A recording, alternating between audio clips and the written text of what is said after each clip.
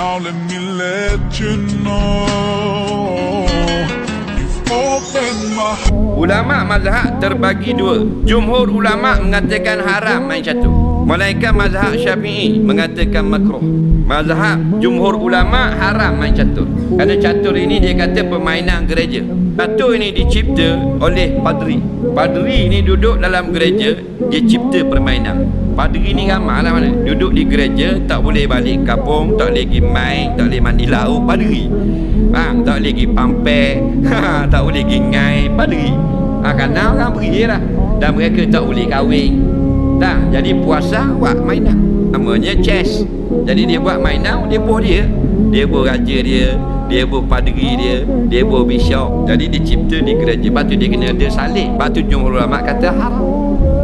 Dalam mazhab Syafi'i kena buang patohkan salib itu dan bermainnya makruh saja jika jaga semayang. Faham lagi? Lembut sikit mazhab Syafi'i dalam bab ni.